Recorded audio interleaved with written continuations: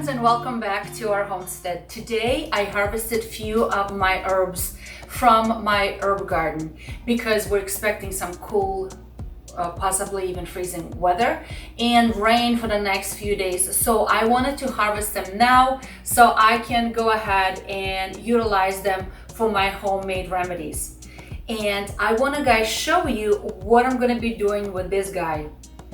Oh my goodness, sage, common sage.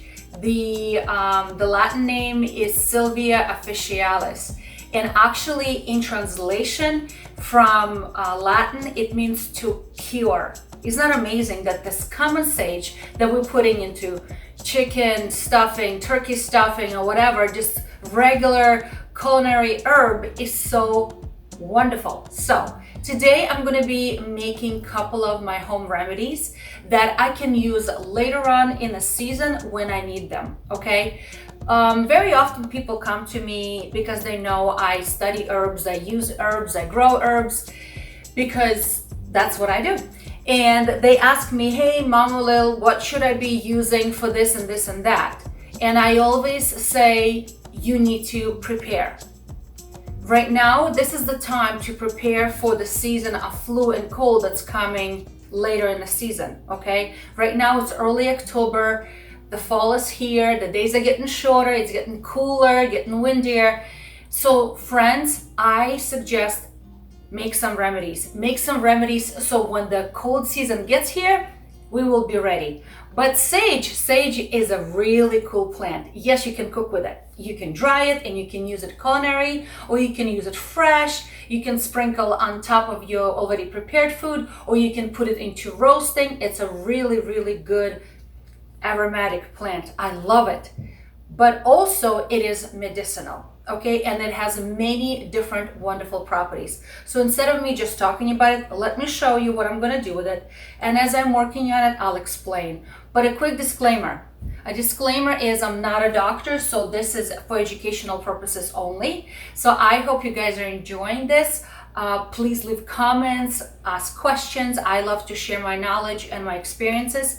But I just want you to know that because this is educational only, please always seek medical professional help in case you need it. Okay. All right, so here's my sage, and I'm going to be making two separate things using the sage. I'm going to be making a tincture, a regular basic tincture, and I'm going to be making an elixir. An elixir, I'm going to be using the fresh sage. I'm going to be using some 100 proof vodka and my raw organic local honey.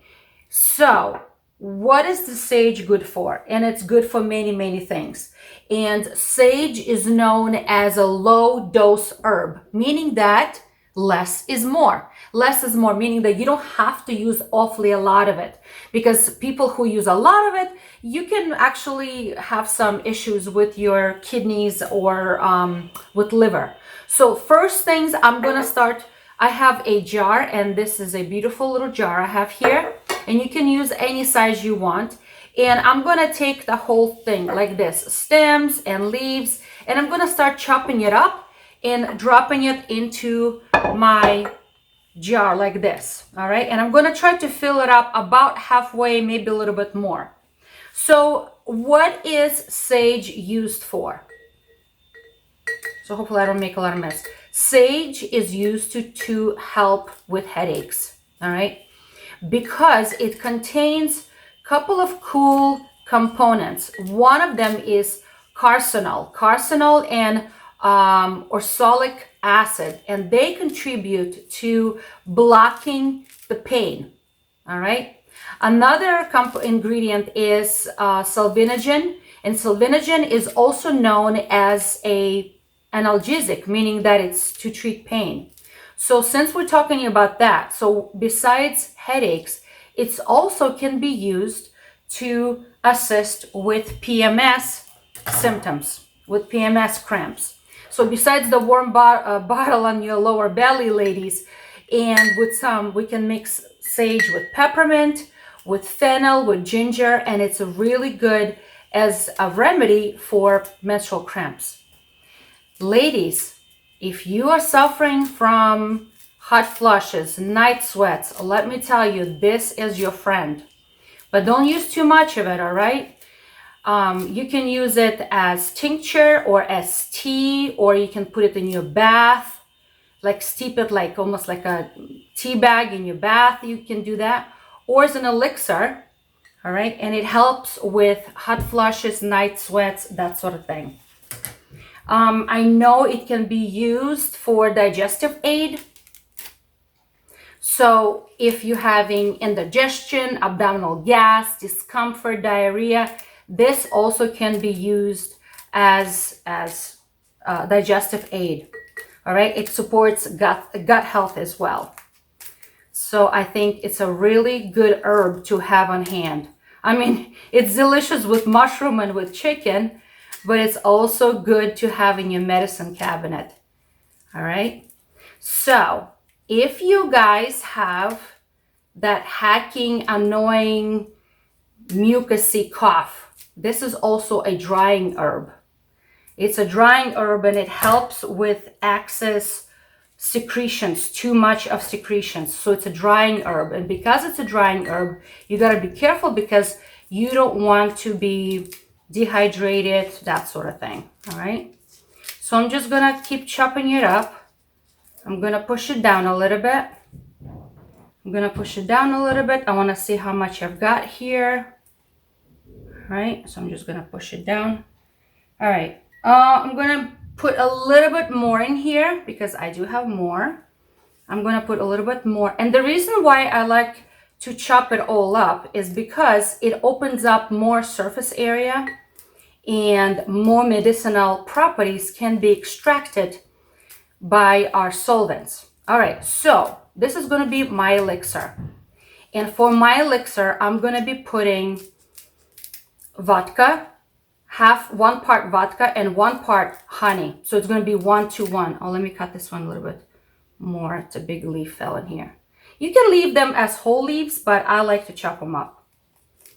So it's going to be 1 to 1 of vodka and honey.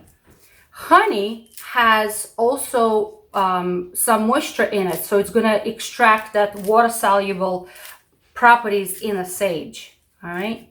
And I always encourage people to use good quality vodka, good quality honey from your local source.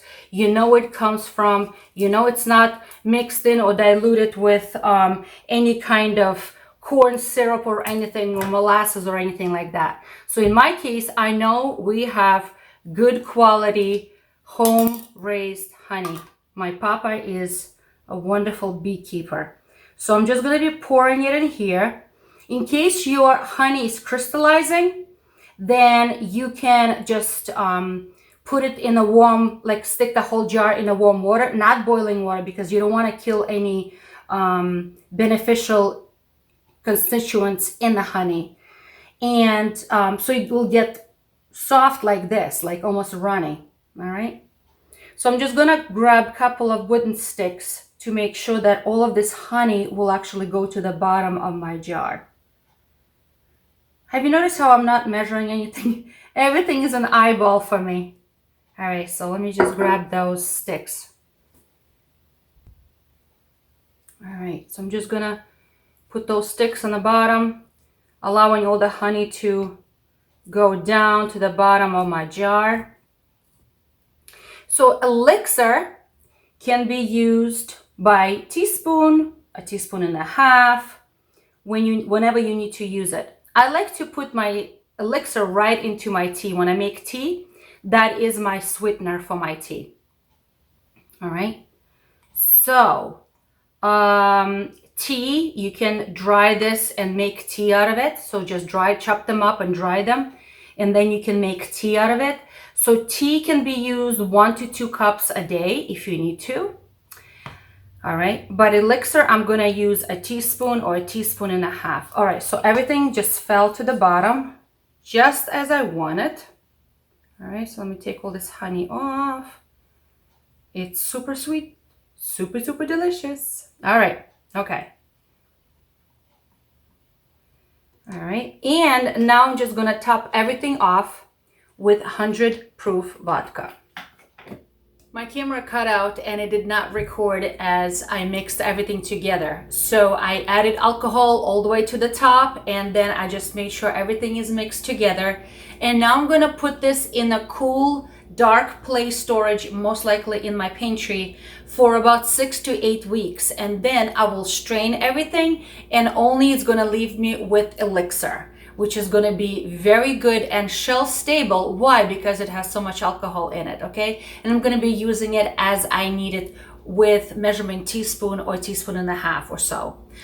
But also I'm going to be making some tincture, and tinctures are super simple to make. I prefer to make tinctures with fresh plant material.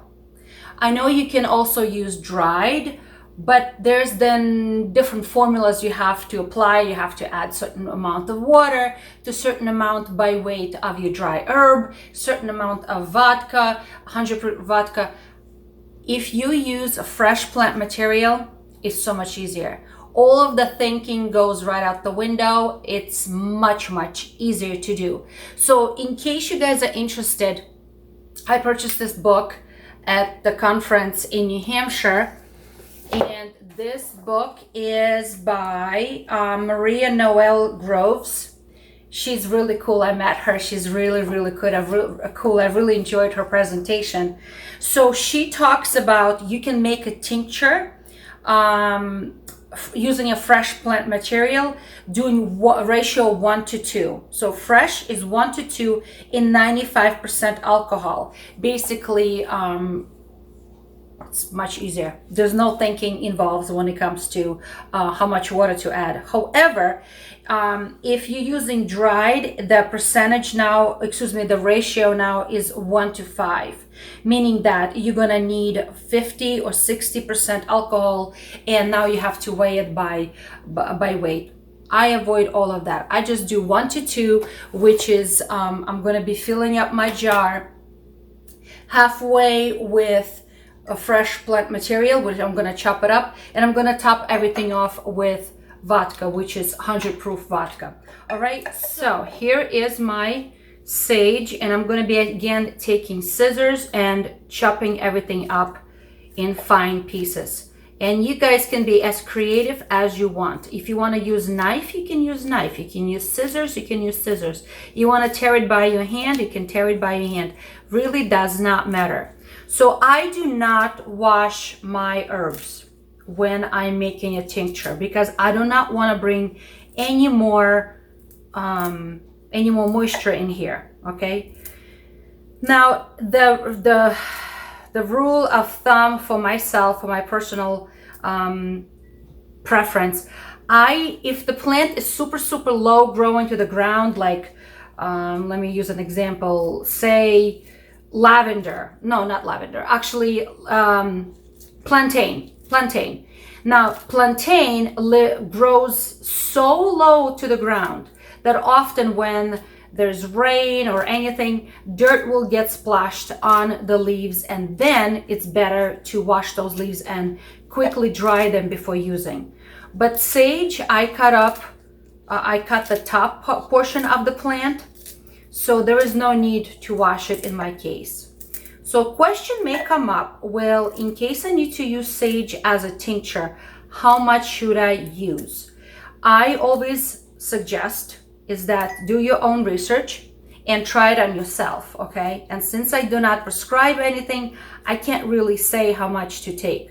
But according to the book that I just mentioned to you guys, she says that you can start with 5 drops and go up to 20, using it once or twice a day, okay? And it can be used on its own, or you can, let me just cut this out, this is brown piece. Or you can use it in a combination with other herbs, okay? So my understanding and my practice has been always start low. You can always increase it if in case you need it, okay? But always start low. I'm not gonna use this one because it's already yellowed a little bit, so I'm gonna put this guy aside. All right, so we have about half a cup, actually less than that. All right, a little bit less, so I'm not gonna fill it up all the way to the top.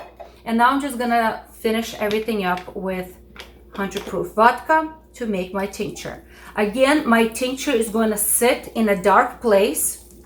Again, most likely in my pantry. And I'm going to shake it once a day for the first week.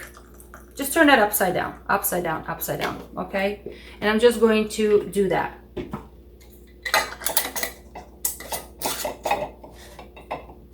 All right, just like this. However, after that, I'm gonna come and just do it once or twice a week for the next 6 to 8 weeks. And then at the end, I'm gonna strain everything. So sage in vodka, making my label here. It happened on October 2022. And I'm writing when it's gonna be ready, because on the mark, when it's ready, I'm going to strain it all, strain it and squeeze all of the good properties right out of it.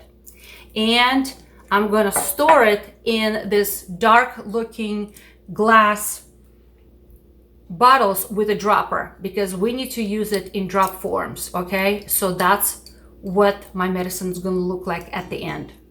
So friends, I hope you know that sage is not just for cooking, even though it's delicious. It can be used for our health benefits. So please don't be afraid to do research, okay?